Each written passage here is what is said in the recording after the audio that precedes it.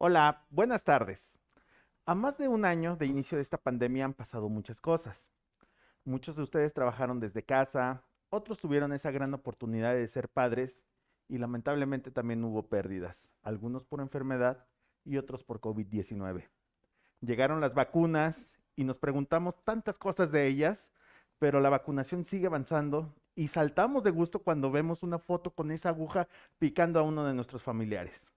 La vacuna se ha convertido en esperanza, pero esto no indica que debamos dejar aún las medidas de seguridad, ya que se presentan las variantes, y entre ellas la Delta, que nos llevan a miles de preguntas en nuestra cabeza. Soy el doctor Manuel Soriano y soy jefe de enseñanza del Hospital Star Médica Hospital Infantil Privado. El día de hoy tenemos la presencia de nuestros grandes doctores quienes vienen a contestar muchas preguntas que ustedes nos hicieron.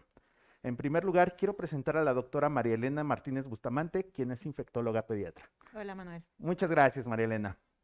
En segundo lugar, el doctor José Luis Patiño Galeana, quien es neumólogo pediatra. Ok, Muchas Manuel, gracias. buenas noches. Y el doctor Francisco Javier Otero Mendoza, quien es infectólogo pediatra. Gracias, Manuel. Nuevamente agradecido por la invitación. Y pues agradezco a los tres su presencia en este live. Y al público los invito a que pongan sus preguntas en el área de comentarios y compartan esta publicación en vivo para que esta información llegue a muchísimas personas ya que es de vital importancia. Y bueno, si les parece, damos inicio a este live. Y quiero iniciar con usted, doctora María Elena. Primeramente le quiero preguntar, ¿por qué esta cepa es más contagiosa que la tradicional o la anterior? ¿Sabes qué pasa? Todos los virus, específicamente ahorita que estamos hablando de SARS-CoV-2, van a intentar adaptarse y van a hacer diferentes mutaciones, o sea, no se quedan estáticos. Tratan de hacer mutaciones y muchas mutaciones hacen una variante nueva. ¿Por qué lo hacen esto? Porque lo tratan de subsistir, ¿no? O estar totalmente presente en personas. Entonces, esto obviamente su generación de mayor contagio es para permanecer con nosotros. Entonces, esa es la capacidad que tienen para estar cambiando. Que no nos sorprenda, esa es una capacidad que tienen los virus muy constantemente y nos ha demostrado SARS-CoV-2 que no va a ser, tal vez no va a ser la última variante que vamos a ver, lo más probable. Híjole, tremendo y tal vez lo vamos a ver año con año, ¿no? Doctor José Luis, ¿los niños que tuvieron COVID-19 pueden contraer esta variante Delta? A darle continuidad a lo que respondió María Elena, la respuesta es sí. Al ser mayor, tener mayor tasa de contagio por la nueva mutación o por las nuevas mutaciones que se están manifestando ahora a nivel global, pues evidentemente la tasa de contagios de niños ha aumentado, además de ser más contagiosa. Los niños, hay que recordar que los niños siempre han tenido más carga viral que los adultos, pues esto no es nuevo de este virus, es de toda cualquier infección viral respiratoria. El niño por eso es más contagioso. Entonces, claro que es más susceptible al tener la infección por esta nueva variante, sin duda alguna. Muchas gracias. Doctor Pacotero. Ok, teníamos síntomas tradicionales de la variante tradicional, pero esta variante Delta muestra algunos otros síntomas. Es que esa es muy buena pregunta, Manuel, porque sí tenemos mucho la inquietud de cómo se va a estar comportando esta nueva variante que tiene esos cambios, como ya se mencionaba, en su estructura, que hace que tenga mayor capacidad de contagio, que hay una cantidad de virus mucho más importante en la garganta y que esto favorece su transmisión. Pero en lo que llevamos ahorita de conocimiento de esta variante, lo que es un hecho es que las manifestaciones que puede tener una persona que te adquiere la enfermedad o que está en contacto con el virus, es muy difícil que sean diferentes a las variantes previas que teníamos a la variante alfa o a la variante inicial de Wuhan, en donde lo que predominan pues, son los síntomas respiratorios. ¿Qué es esto? Pues, sabes que tengo catarro, tengo escurrimiento de la nariz con moco, estornudos, tos, y como muchos de este tipo de enfermedades de las vías aéreas de la garganta, pues puede haber otros síntomas como dolor de cabeza o puede haber dolor en los músculos, en las articulaciones. Lo que hay que estar más atentos, que son datos de gravedad, pues es la posibilidad de que empiecen a tener los pacientes la sensación de falta de aire, mucho esfuerzo para tomarlo, y es lo que hay que estar vigilando. Hay quien menciona que esta variante llega a dar como datos un poco más de catarro, similar a otros virus, moco, estornudos, pero en realidad ya en la práctica, desde el punto de vista estricto, es indistinguible al revisar un paciente y la historia que tiene. una y otra variante. Perfecto. Y dando continuidad a esta pregunta, doctora María Elena, por ejemplo, presento estos síntomas o el paciente presenta estos síntomas. ¿A los cuántos días es adecuado hacerse una prueba y cuál prueba sería la adecuada? Yo les recomendaría que si hay una sospecha de que tienen COVID o hay un dato catarral, acudan con algún médico, puede ser hasta en videollamada, ¿sabes? O Ujú. comunicarse inmediatamente con el médico de cabecera, en este caso el pediatra, para que los oriente. Hay todavía muchísimas dudas y inclusive a veces la historia clínica puede orientarte mucho más hacia COVID, ¿no? Por ejemplo, alguno de los papás o de las personas con las que convive está positiva. Bueno, pues si el hijo empieza en un periodo de incubación, pues prácticamente es COVID, ¿no? Yo muchas veces les he dicho a los pacientes, ni tienes que hacerte la prueba. Esto es COVID porque tú tuviste COVID y tu hijo tiene los síntomas muy similares a los tuyos, ¿no?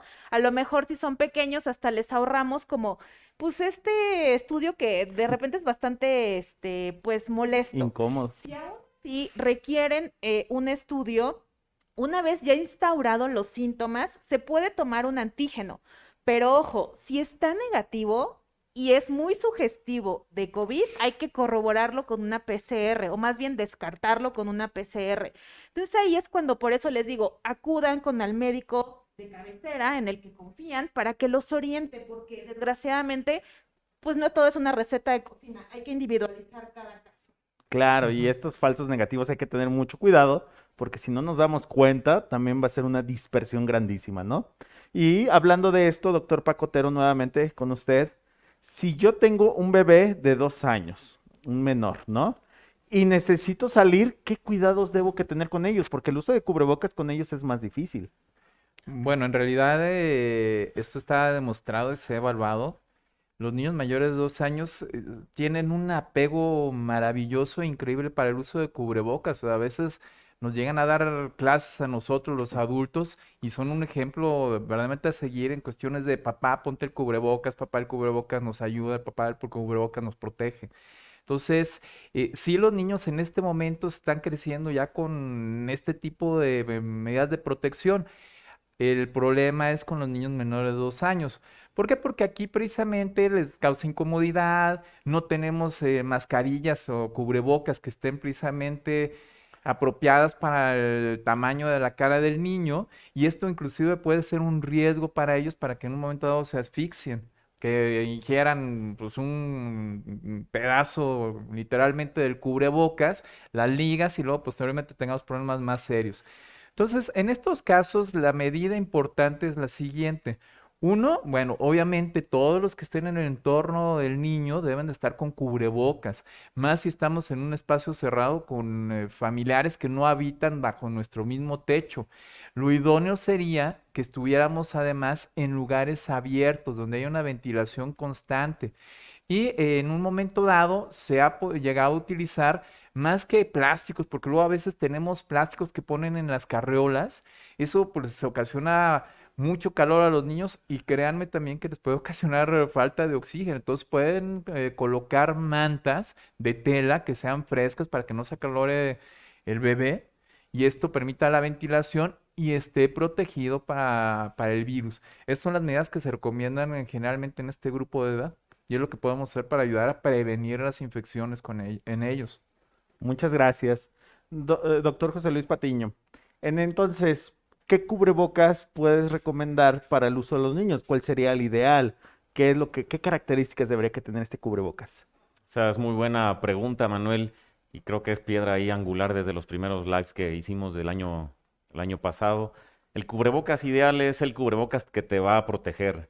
Vamos a decir, aquel cubrebocas, sobre todo en especial con los niños, porque nos encontramos en los pasillos, en las tiendas, en el parque, con mala colocación del cubrebocas. El cubrebocas debe cubrir evidentemente la nariz, la boca, y esto es importante, la barbilla. La barbilla debe estar totalmente cubierta. He visto cubrebocas incluso ahí de médicos que sacaban cubrebocas nasal, eso de verdad, no tomen importancia a ese tipo de cubrebocas. Nariz, boca, la barbilla, y en el tipo de cubrebocas, pues en el caso de los niños, hay KN ya diseñados para niños mayores de 3 años, hemos visto ya hay diferentes tamaños, evidentemente depende la marca. En el caso de cubrebocas de tela, que son, son más pequeños o pueden ser reutilizables, tienen que tener 3 capas, ¿no? Los cubrebocas de tela. Sí o sí. La primera, lo ideal es que sea un cubrebocas. La primera capa tiene que ser de algodón, ¿no? Para que ahí se queden impactadas las grandes secreciones.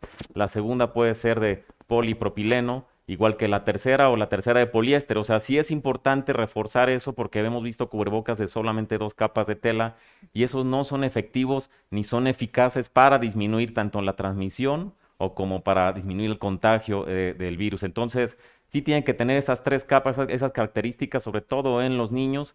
¿Qué hay que hacer si lo quieren reutilizar? Lo meten en una bolsa Ziploc. Lo que sugiere la Organización Mundial de la Salud es que se pueda incluso lavar 5 o 6 veces, no más, porque ahí sí pierde su efectividad, ¿no?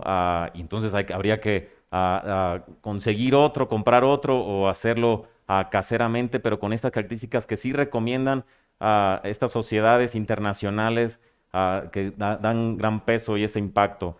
Lo que no se recomienda son a los niños, sobre todo pequeños, son los cubrebocas que tienen una válvula que todavía siguen vendiendo y comercializando, ya que ahí no son eficaces, pues no son efectivos, no los compren, no los consigan. Sí, digo, esto es muy importante. Estos cubrebocas que tienen una válvula exhalatoria, Ujú. finalmente es un cubrebocas que es muy egoísta porque tú sigues exhalando todas las partículas que traes, entonces tú estás poniendo en riesgo a las demás personas, ¿no? Claro. Doctora María Elena, ahorita hay un tema controversial en la parte del regreso a clases. Ujú, ujú. Entonces, mi hijo ya va a regresar a la escuela. ¿Qué cuidados debemos que tener con los niños? ¿Qué les debo que vigilar? Ok, sí es un tema bastante controversial y aquí lo especificaría a este grupo de pacientes que tiene que regresar por alguna circunstancia específica, ¿no? A lo mejor papás trabajadores, a lo mejor alguna circunstancia en específica que decidieron regresar a clases. Idealmente debemos de tener una situación epidemiológica controlada. Evidentemente ahorita no lo hay. Pero si aún así, a pesar de eso, repito, por circunstancias particulares, debe regresar a la escuela, es súper importante que la escuela tenga un protocolo de seguridad, pero efectivo. Recordemos ahorita que ya sabemos cómo se transmite el SARS-CoV-2. Ujú. El SARS-CoV-2 se respira, ¿sí? Evitemos ya como la idea de los tapetes llenos de cloro. Quitémonos de la mente esta parte de desinfectantes por todas partes, porque ya vimos que la transmisión por contacto es prácticamente, Nula. no está presente, sobre todo es la respiratoria. Entonces yo te diría, de entrada, tu hijo, tu hija debe de saber usar un cubrebocas, eso es súper importante, y saber que solo se lo va a quitar, por ejemplo, para el lunch o para tomar su refrigerio.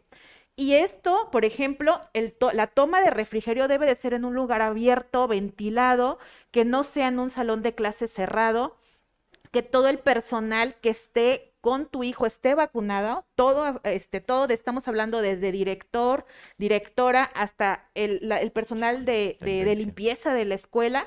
Y evidentemente, si se puede, por ejemplo, en un salón de clases idóneamente tener un medidor de CO2, Eso. ayudaría bastante porque ahorita lo que creemos que va a pasar es que va a haber situaciones en las que si ese medidor sube de 700 partículas por millón, a lo mejor es tomar un descanso, salir, airear el salón de clases y a lo mejor regresar. Esta es como la nueva idea de muchas escuelas que no han cerrado. Hay muchos lugares en los que no cerraron a pesar de que había pandemia y hicieron este tipo como de estrategias para ver cómo mejoraban estas cosas. Pero es muy importante que entendamos que la mejor forma de protegernos es de vía aérea. Si ya tenemos como más posibilidad de un salón con filtro cepa o alguna otra circunstancia más en específico, pues se podría, pero veo muy complicado en nuestras escuelas públicas, ¿sabes?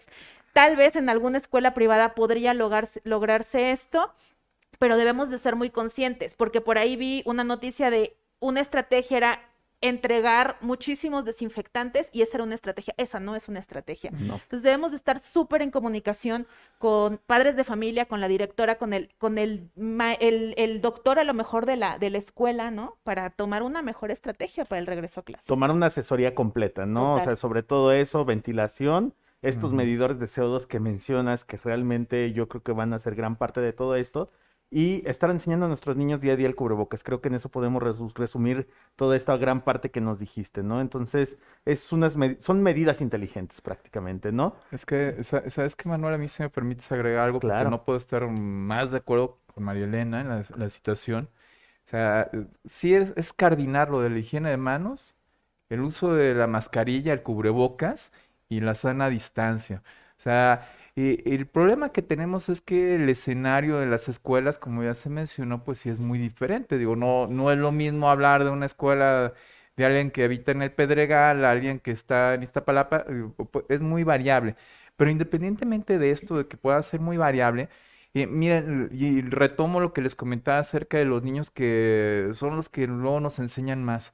Les aseguro y les garantizo que un niño por regresar a esa convivencia, a nuevamente poder salir de casa, va a estar dispuesto a hacer varias cosas. Entonces, lo importante es empezar a platicar con niños desde casa.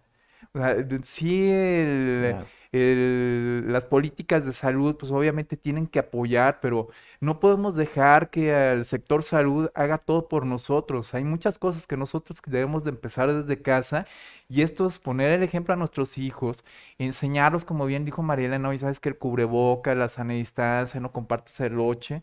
Sí habrá algunas cosas que la escuela va a tener que implementar como los flujos de movimiento para evitar cruzarse, tratar de hacer grupos más pequeños, actividades al aire libre, evitar lo que es actividades que puedan provocar aerosoles. ¿Cómo son estas actividades? Hoy sabes que la clase de flauta, a lo mejor esta no se va a poder llevar, pero ya son estrategias que se deben de implementar en cada escuela y con eso es muy probable que se eviten los casos, porque el coronavirus, como otros virus tipo, por ejemplo, la influenza, llegaron para quedarse y van a ser endémicos y nos van a acompañar el resto de nuestra vida. Entonces, no podemos ya en evitar el regreso a clases por el impacto que está teniendo en nuestros niños estar en casa, ya tienen miedo, están teniendo problemas de socializar, ponen un pie afuera de la casa y se estresan mucho. Entonces, sí necesitamos regresar a ese tipo de actividades, porque además muchos de los problemas que estamos teniendo ahorita no son solo de salud, sino son problemas que vamos a ver a mediano o largo plazo, precisamente económicos, de desarrollo social y de desarrollo económico de todo el país. Entonces, el regreso a clases sí hay que considerarlo, estableciendo obviamente las medidas apropiadas. No es nada más ocurrencia de mañana empezamos y no vamos a establecer ninguna medida apropiada para protección. Y agregando el factor psicológico también de los niños, ¿no? El temor de ahora regresar, porque también para ellos va a ser difícil, no todos los Sí. niños han tenido un acercamiento con una escuela y el dejarlos ahí, que no hayan tenido tanta convivencia va a ser difícil, pero bueno, iremos haciendo estrategias y creo que hoy estamos más enfocados en la parte de la transmisión, pero también lo emocional más tarde lo tendremos que ver. Doctor José Luis Patiño, ya el niño pues lamentablemente estuvo en contacto y salió positivo para COVID-19. ¿Qué acciones debo que hacer con este niño para evitar complicaciones? ¿Qué debo que monitorizar? Pues voy a cambiar esa respuesta antes de la pregunta, es decir, la mejor manera antes de enfermarse, evidentemente, es prevenir. Lo hablábamos antes ahí de live. El niño que está ahorita en la pandemia, yo veo muchos chiquitos que han subido de peso de todos los pacientes asmáticos.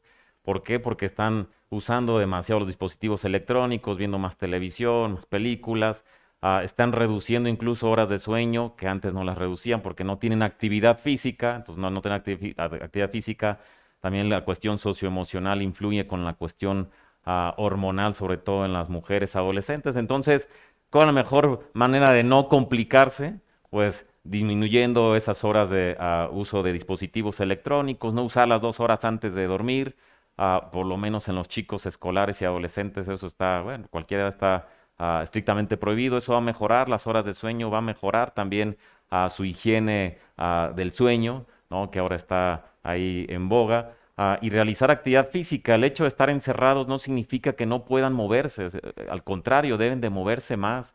Y ahora hay muchas estrategias con actividades físicas, de ejercicios aeróbicos y no aeróbicos de alto o de bajo impacto que pueden realizar todos los chicos. Entonces, la mejor forma de no complicarse es evitar el sedentarismo y todas estas medidas y factores socioemocionales, tal vez ahí los papás tienen que convivir y contar, sobre todo los niños escolares y preescolares, el cómo es el coronavirus y por qué han dejado de pasar tantos meses, Claro. ya más de un año sin poder regresar a la escuela y cómo va a ser ese regreso a la escuela, ¿no? Tratar de, voy a decir algo, lavar ese factor socioemocional para que disminuya ese gran impacto social negativo que tienen ahorita los chicos. Esa es la mejor manera de que los niños ya infectados se compliquen. Claro, y digo, y lamentablemente ya la situación cuando ya llega la complicación, medir la oximetría de pulso. Hay que estarla midiendo constantemente y la temperatura y la oximetría de pulso, compren su oxímetro pediátrico para sus hijos. Ya es prácticamente un utensilio que todas las familias deberemos que tener, Sí. ya debe que estar al lado de nuestra cama, etcétera, y debemos que aprender a usarlo adecuadamente, ¿no? Claro. Ok, doctor Paco, supongamos, ese niño que mencionábamos se infectó. No hablo del niño Patiño, sino hablo de otro niño. Hablo de un niño que ya se infectó. Ajá. Y mi hijo, tuvo contacto con él. ¿Cuántos días debo que vigilarlo para saber que no se infectó? Esa es también excelente pregunta, miren. También probablemente yo me haga un poco más para atrás en cuestiones de qué debemos de hacer. Primero, pues ya hablábamos acerca de las medidas de sana distancia, hay que evitar factores de riesgo. En muchas ocasiones, si estos contactos los tenemos con personas que son de nuestra misma familia, donde los invitamos a nuestra casa y que de repente nos quitamos todos el cubreboca, convivencia estrecha, y a lo mejor yo soy muy, pero muy cuidadoso y estoy muy al pendiente de mis hijos, pero ya no sé si mi familiar de repente tiene una persona que le ayuda en el quehacer y que esa persona se transporta en metro o en transporte público, en la redundancia, y entonces se contagia y contagia a la familia y cuando van conmigo están en esa parte en donde ya contagian, pero son asintomáticos. ¿Cuántos de ustedes no han escuchado que de repente, ay, ¿qué crees? Me junté con mi tía y me acaba de avisar que es positiva y entonces ya estamos muy nerviosos todos y viene la parte de qué debo de hacer, cuánto me tengo que cuidar, Eso. cuándo puedo aparecer con los síntomas. Miren, normalmente lo que se sugiere en este momento es que después de que yo tengo ese contacto, una persona que es conocida enferma, tengo que esperar alrededor de 10 días. Si en el transcurso de 10 días no empieza el paciente con alguna molestia, algún cuadro de tos, moco, estornudos, entonces ya es muy poco probable que pueda contagiarse. Pero hay que ser verdaderamente responsables en esos casos, porque como les voy a repetir, es una labor ya de cada uno de nosotros la cuestión de cortar la transmisión. Y esta transmisión, la única manera que vamos a hacer es evitarla, o sea, cortarla es, ¿sabes qué? Yo sé que puedo contagiar a alguien, pues no voy a hacer visitas, no expongo a mis familiares queridos, que así es como estamos teniendo las cadenas de contagio. Y Así lo es. vemos con nuestros pacientes. Totalmente Bueno, de acuerdo, digo, definitivamente creo que aunado a lo que mencionaba el doctor Patiño, la prevención es lo mejor. O sea, las preguntas del resto, pues digo, son importantes, pero debemos que reforzar esa parte de prevención para no llegar a tener que hacernos esas preguntas, ¿no? Claro. Doctor Patiño, algo muy propio de la neumología pediátrica, y yo creo que esto es una de las preguntas más frecuentes que encontramos. Niños asmáticos, hiperrectores bronquiales, rinitis alérgicas, ¿son más susceptibles de contraer un COVID-19 grave? la respuesta, Manuel, eso lo hemos discutido los neumólogos pediatras en diversos foros. La respuesta es no, siempre y cuando el paciente se encuentre controlado. En el caso del paciente asmático que está bien controlado, a pesar de ser el asma y más adelante el EPOC en adultos, enfermedades respiratorias pulmonares crónicas muy comunes, ¿no? Entre las primeras 10 causas de morbilidad, o sea, que se le juntan al coronavirus o lo empeoran. Cuando el paciente está bien controlado, no aumenta ese riesgo de contagio ni ese riesgo de gravedad o de severidad. Y si el paciente está usando algún inhalador, un esteroide inhalado como control, ¿no? El control se refiere a que lo use de manera continua sin suspenderlo entre 3 a 6 meses, depende a los chicos que veamos. También disminuye mucho el riesgo. El uso de esteroide inhalado, hemos visto en muchas series a nivel global y regional, ¿no? Que disminuye por lo menos la replicación viral y eso pues se han publicado en diversos estudios. Es decir, no hay ni el antecedente de haber estado enfermo el chiquito. Pregunta mucho, tuvo 2, 3 neumonías o se hospitalizó por una bronquiolitis hace un año, no aumentar el riesgo. La respuesta es no, si el chico se encuentra en ese momento sano, pues. Y sano me refiero al factor principal que estamos viendo los neumólogos pediatras en el país, no me dejan mentir ahí mucho de mis colegas, es la obesidad. La obesidad parece ser el factor principal disparador de gravedad del niño que se contagia, por lo menos con problema respiratorio, ahorita con el incremento de la tasa tan alta que hay con esta tercera ola. No, súper importante eso que mencionas, digo, y aún así, a pesar de que son niños, sí hay algunos grupos susceptibles de esto. Hay un artículo que recientemente salió con alguna estadística relacionada a esto y mencionaban que los pacientes epilépticos y los pacientes cardiópatas y oncológicos son los que más riesgo tenían de desarrollar un COVID severo. Entonces, dentro de Ujú. todo, hay que mantener el buen control de estos niños y están muy relacionados de pronto a obesidad de estos Mucho, niños. sí. Entonces, cuidemos mucho la salud. Eso es muy importante, la salud alimenticia, el ejercicio y que duerman bien. Doctora María Elena, y ahora justamente vino esta etapa donde afortunadamente se aprobó la vacuna para embarazadas y en México ya están pues vacunando también embarazadas ya desde hace unos meses. Pero aquí surge la duda. ¿Estos anticuerpos que generan las mujeres embarazadas se pueden pasar a través de la lactancia materna? Sí, Manuel, se puede pasar. Hay estudios ya en los que se ha detectado tanto IgA como IgG en la leche materna. Entonces, evidentemente, la lactancia materna, aparte de todo lo que ya sabemos que hace de favorable al bebé, le transmite también cierta protección para SARS-CoV-2. Ujú. Entonces, es muy importante que si estás embarazada, te vacunes. Es muy, muy importante porque recordemos que COVID se volvió la primera causa de muerte materna. Entonces es muy importante que te vacunes y además de protegerte a ti, vas a proteger a tu bebé en lo que llegue el momento de vacunar a los niños. Exacto, y estos anticuerpos, o sea, son buenos, o sea, y son muy distintos de pronto a los anticuerpos que podemos generar por la enfermedad. Entonces, sí es muy importante que tengamos este tipo de anticuerpos. Bueno, doctor Paco, aquí en este caso, digo, yo no tengo una hija de 4 años, es la persona que lo menciona aquí. Ujú. A mi hija de 4 años le dio COVID. ¿Qué cuidados post-COVID Sí. le debe tener? Bueno, miren, aquí hay diferentes escenarios. Obviamente, y esto ya lo mencionaba José Luis Patiño y también la doctora María Elena, en la cuestión de que tenemos pues diferentes características de la enfermedad. Digo, podemos tener una infección leve o una enfermedad leve, podemos tener una moderada, podemos tener una muy grave en donde pues haya ciertas complicaciones en el transcurso de la enfermedad y que puede llegar a tener secuelas. Los pacientes que tienen una enfermedad leve a moderada, en realidad durante la enfermedad el tratamiento es prácticamente de sostén, si requieren hospitalización, un poco de esteroide, oxígeno. Y estos pacientes suelen no tener complicaciones importantes posterior a la recuperación.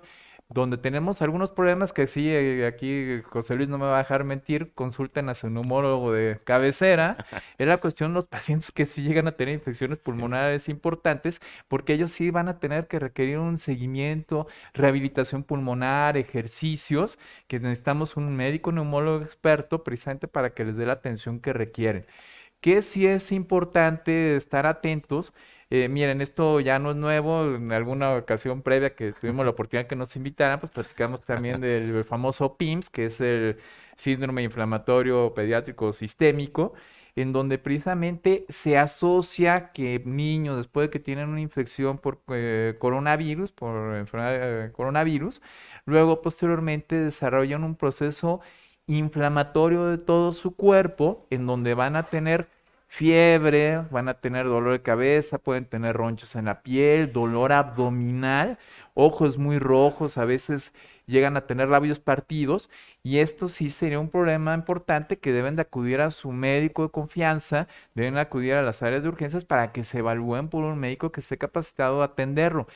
Este problema de enfermedad inflamatoria sistémica, el PIMS, se presenta, es un poquito variable porque hay estudios que dicen, "No, sabes que a partir de las 3 semanas, hay quien dice que a partir de la segunda semana después de haber tenido una infección, aunque sea leve, o asintomática inclusive, puede presentarse este problema, pero que luego posteriormente puede pasar tiempo prácticamente hasta 60 días. Entonces, que hay que estar vigilando después de que yo sé que mi hijo tuvo una infección, pues obviamente estar atento de que esté comiendo bien, que esté durmiendo bien, que esté comportándose de forma normal y ante cualquier cambio, pues acudo con mi médico pediatra precisamente para que me haga una evaluación.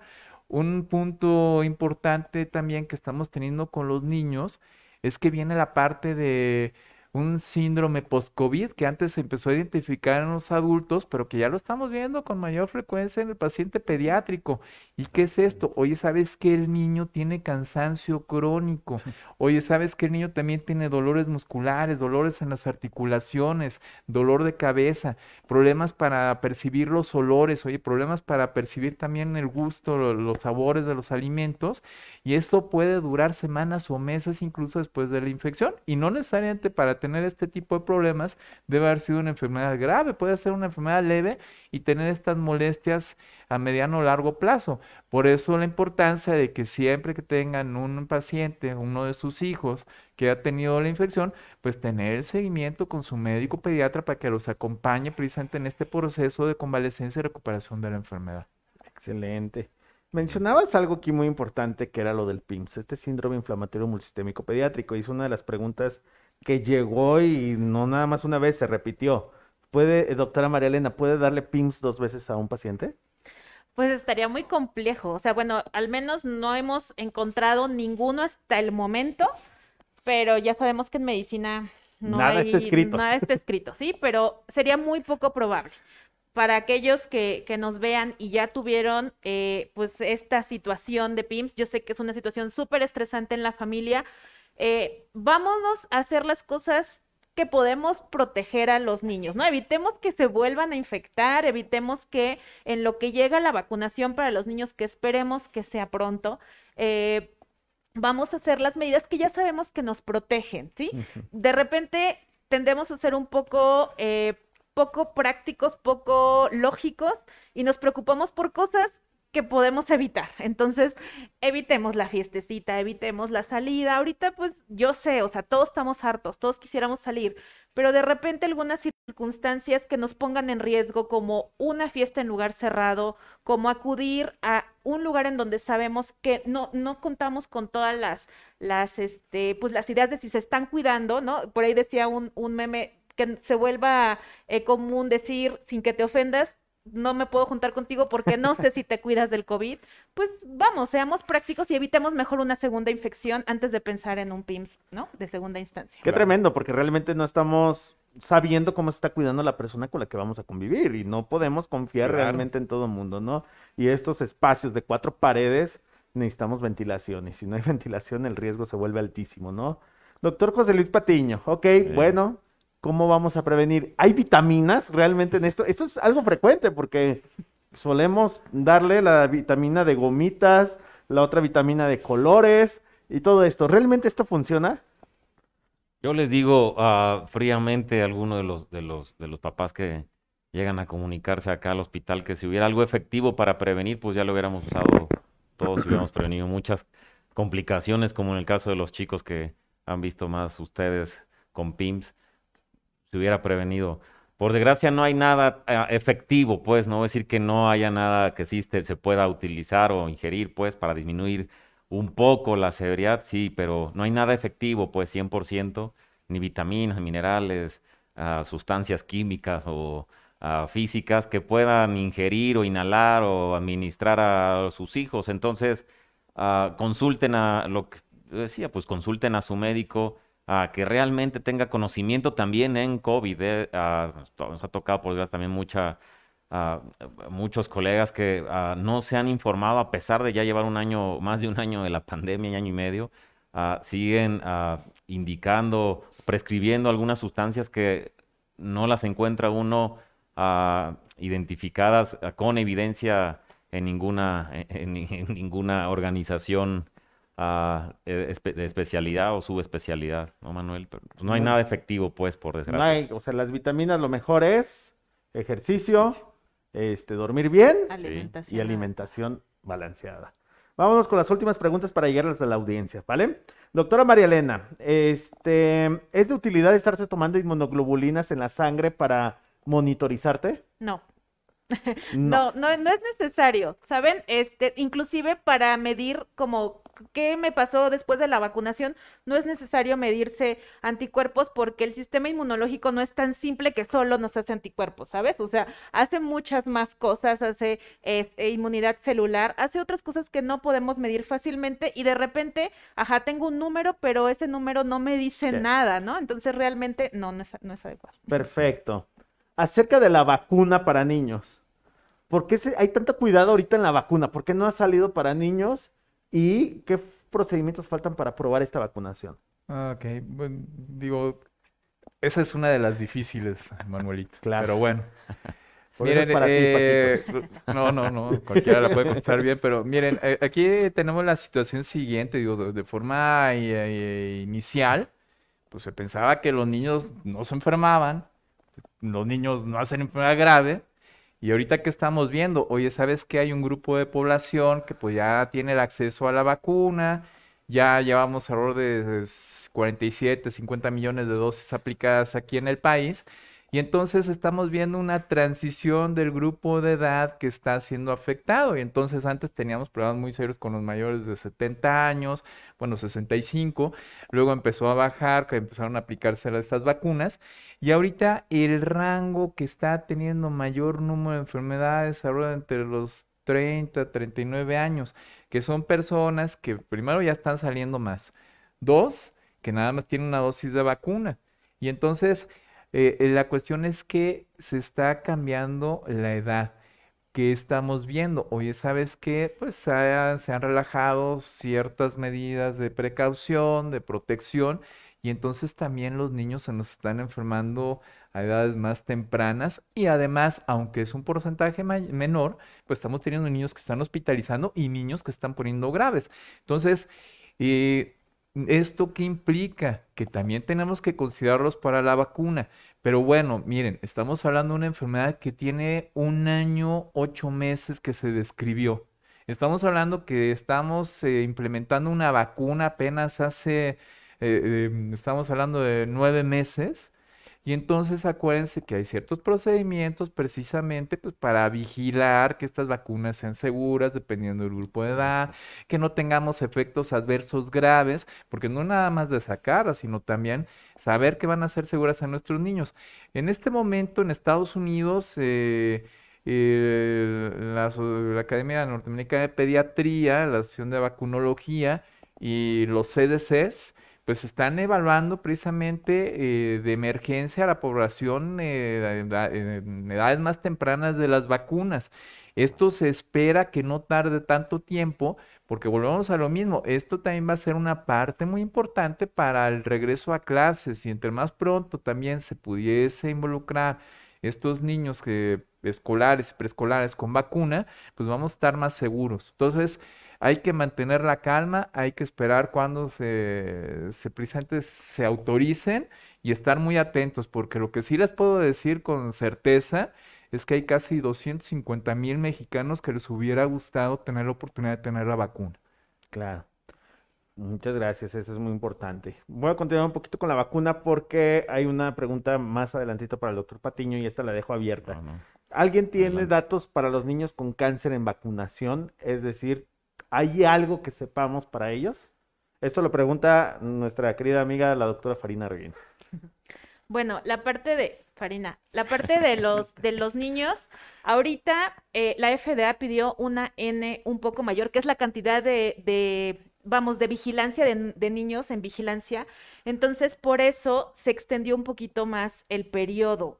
Esperaban tener un poco de resultados para el verano y parece que va a haber resultados para el otoño. Evidentemente, los pacientes con inmunocompromiso van a ser de los primeros que se van a priorizar. De hecho, en el mundo sabemos que los adultos que tienen algún tipo de cáncer se pueden vacunar, ¿no? O sea, es una vacuna segura finalmente para ellos y afortunadamente no entra como en el grupo de vacunas que de forma conocida podrían causar algún tema con los pacientes con inmunocompromiso. Entonces, va a ser muy similar con la parte pediátrica.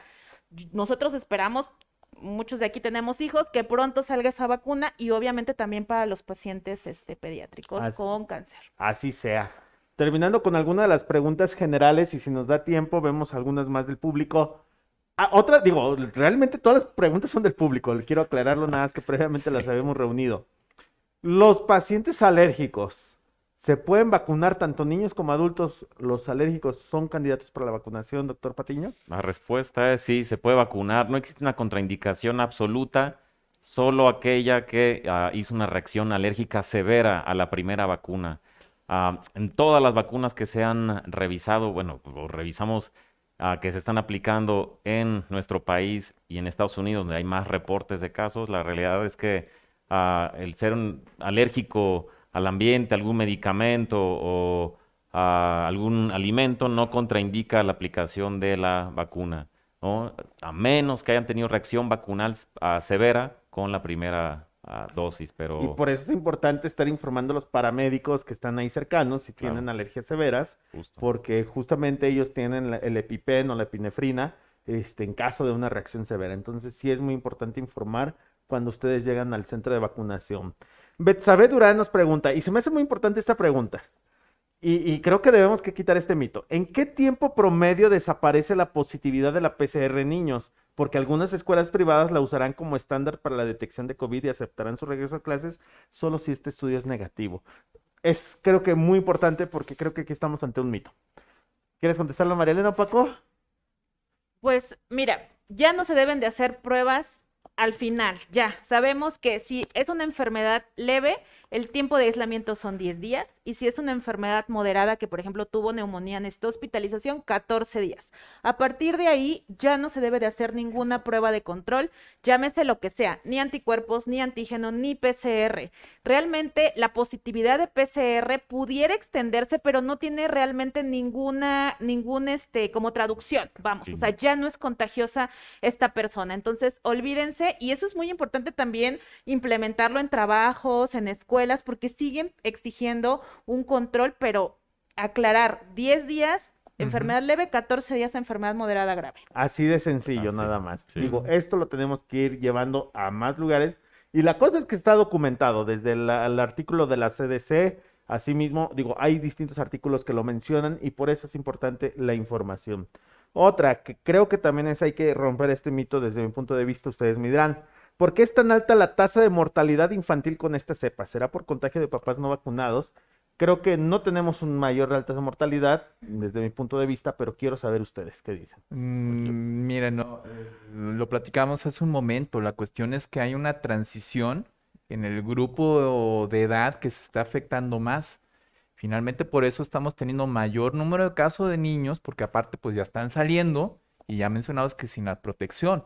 Entonces, si yo tengo mayor número de casos de niños, entonces también existe el mayor riesgo de que tengan enfermedades graves o que incluso pueda incrementar la mortalidad.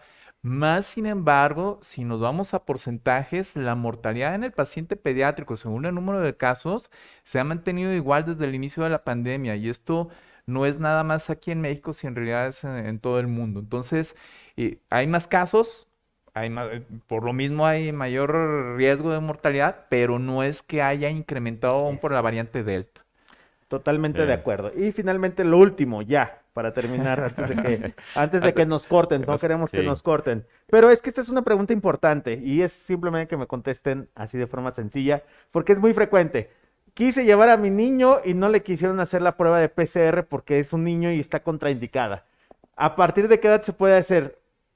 Es otro mito. Desde Aquí. recién nacido. No hay, Desde no hay recién nacido. límite de contraindicación. edad. Nada más tener sí, cuidado y que sea personal capacitado para la toma de muestra. exactamente. Y Entonces, que sea una buena muestra, perdón, porque me ha tocado ver que el hisopado nasal no es correcto también, O sea, que sea en un buen laboratorio, si puede ser en el hospital infantil privado mejor, pero sí. ah, Y no digo, o sea, lejos de que estamos aquí, con la justamente doctora ahorita vamos a Margarita. hablar de esto, es un excelente lugar porque el personal de aquí está constantemente realizando estas pruebas a niños. Entonces, es un excelente lugar para traerlos y digo, a colación de esta pregunta. Y pues bueno, agradezco profundamente su participación, doctora María Elena, doctor Francisco Otero, doctor José Luis Patiño. Gracias. Realmente nos ayuda mucho todo esto que han dicho. ¿Tienen alguna conclusión que tengan que decir cada uno? Bueno, empiezo. Por Miren, favor. la verdad, sigámonos cuidando. Yo sé que la situación es muy compleja, pero así como hacemos esfuerzo para abrir restaurantes, bares, algunos otros lados de esparcimiento, creo que nuestros niños, que han sido, la verdad, los más aguantadores en esta pandemia, merecen regresar a su vida habitual. Entonces, ¿cómo van a regresar a su vida habitual cuando baje la transmisión comunitaria? Y eso se hace vacunándonos y también guardando nuestra distancia y obviamente haciendo higiene de manos y todo lo que ya sabemos cómo nos debemos de cuidar en pro de nuestros niños. Gracias, doctor O Patiño. que los pongan a realizar alguna actividad física, que lean más, que disminuyan su tiempo de dispositivos electrónicos, que mejoren su higiene de sueño. Hemos visto chicos, los que se han complicado por mayor tasa de contagios, justamente, por desgracia, han sido esos chiquitos que son más sedentarios ahora. Entonces, hay que disminuir, eso se puede prevenir indudablemente ante, somos el país número 1, número 2 en obesidad infantil, eso hay que erradicarlo, ojalá por lo menos pasar ya en los últimos lugares como las Olimpiadas. Totalmente, doctor Otero. Pues mira, nada más reforzar, acuérdense, esto, perdón que sea repetitivo, pero la protección empieza por la casa, nos tenemos que cuidar.